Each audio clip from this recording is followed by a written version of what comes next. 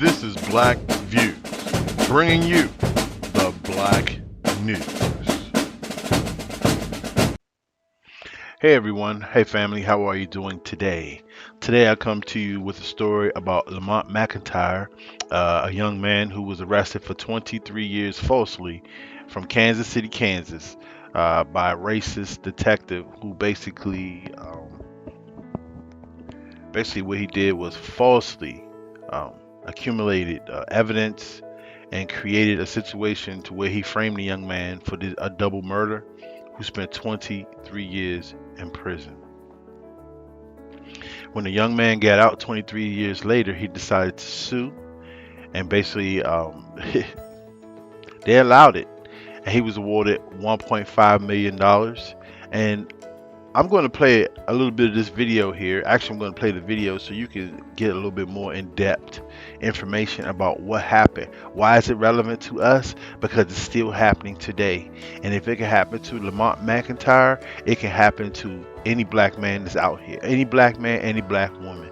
In fact, this police officer, Mr. Rodger Golubski, was a predator to the whole Kansas community and black women in particular, because his MO was to harass you, create charges for sex, and if you did not give him sex, he threatened to lock your children up.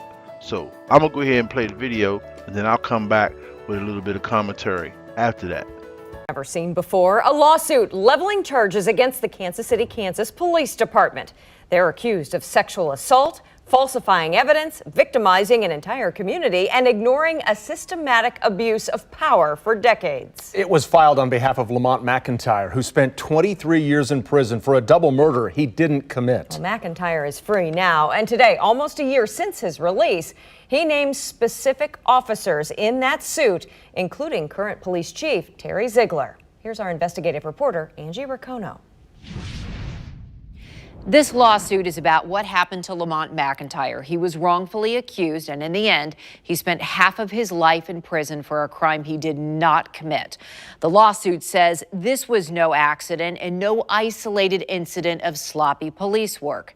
This was business as usual. I don't have faith in the process. I don't have faith in the process at all. I got faith in the truth. And I want to make sure that we keep the community's trust and confidence in our department. The women say you had to submit to Golubski sexually. This was a forced act. Man, this is crazy in the middle. McIntyre's case became nationwide news because what happened to him was so terrible. He was just 17 years old when he was arrested. Turns out he was innocent. And McIntyre's legal team says the truth behind his case is that a predator cop roamed the streets of KCK. Former Detective Rodger Golubski is accused of working with drug dealers, fixing cases, and giving women a terrible choice: sex or jail. This is why that's evil. You don't hurt people like that. He tore me out. He tore my insides out. LAMONTE McIntyre's mother is one of more than a dozen women who claim Detective Rodger Golubski sexually abused them. And I submitted only because I was afraid that Golubski would arrest or me. She claims when she had the courage to say no to Golubski, she paid the price. Her son and 2 other family members all ended up in the same police lineup. It was revenge. If it was 1 or 2 people, you always, as an investigator, me personally, I always take it with a grain of salt. I document what they've told me, but once I start getting more and more people saying the same thing, it starts being more credible. McIntyre's legal team spent 10 years investigating what they say was a sick, corrupt culture in the KCK Police Department, and they say Golubski was the worst. Golubski's name appears more than 200 times in this 51-page suit, but there are more than a dozen others, all accused of knowingly participating in or turning a blind eye to Golubski's alleged corruption. Even the estates of dead officers are being sued. It claims the entire department knew Golubski was running the streets, and superiors even joked about it. Golubski never sought to conceal his misconduct from KCK PD officers and supervisors. Although Golubski's corruption was common knowledge at the KCKPD, he was never reprimanded and was instead promoted, becoming a captain before his retirement.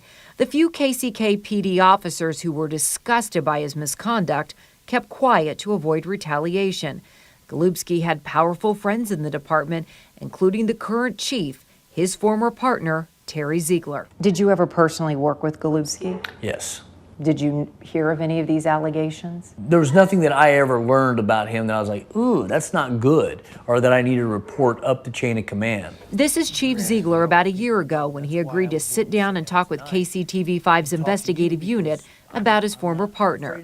We contacted Ziegler in the KCK Police Department tonight about the explosive allegations in the lawsuit. We were told they would respond tomorrow. Should nobody have to go through something like that. And people whoever was responsible or had a hand in it, I think they should be brought to justice. McIntyre has been outspoken since his release about the need for accountability. It's tough to see the progress.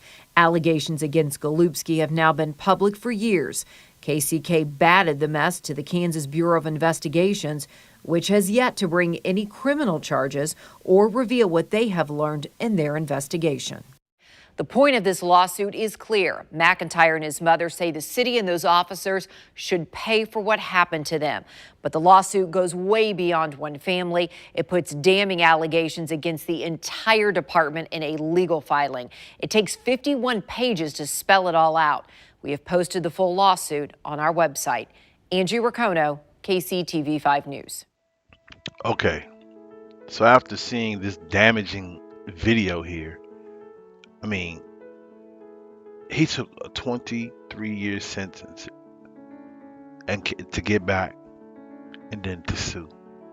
Like, this is a hardship, bro. When you think about stuff like this, that black people have to go through. Like, basically, he was under the fucking hole. He had to climb himself out of the hole first to even try to have this lawsuit and then get a certificate exonerating his charges.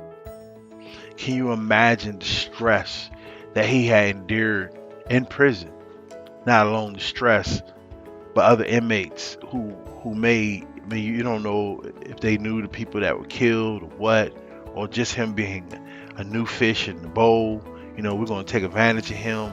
Can you just imagine him and his family had to endure for 23 years? Now, to come back to today, doesn't it make sense to you why the police do not want accountability? It makes sense why they don't want to be probed, because they're hiding stuff, man. Like you heard the video, there's other people out there right now that's been affected by this. Can you imagine how many brothers and sisters who were sent to prison and who are currently doing a bid now for something they didn't do, man? All due to manipulation and greed by white police officers who can't wait to get to work, to get down in the city, to make some money, because that's where their money coming from, to extort black people, to manipulate their lives. Oh, they love it. Oh man, hey, imagine he had a good ass time, didn't he? Police officer with a badge and a gun. You know, he looking at all the beautiful sisters out here that he could force himself onto and have sex with them. Just like the old slave masters of old were able to take whatever slave, whatever black booty they wanted and line them up and have all kind of just however they wanted to have their way. The candy store. We are the candy store to these white people. They stick their hand in the jar and they just grab what they want. Delicious. They ain't got to worry about it.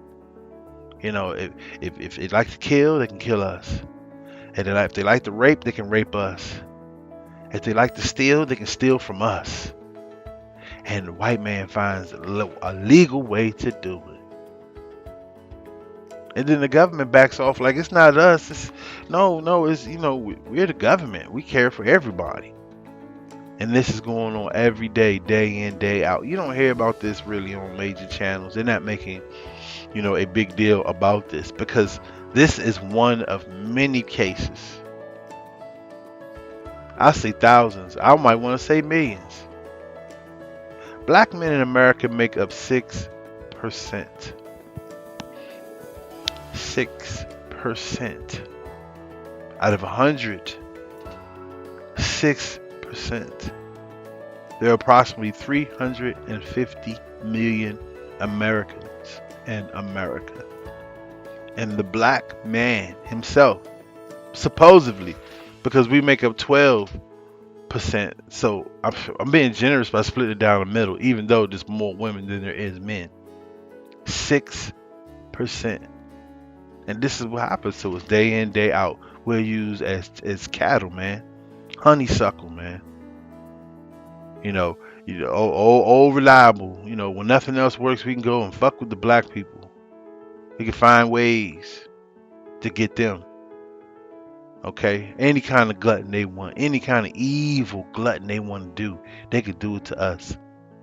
Because once again, we have black people that are in position and that are in power, but they say nothing.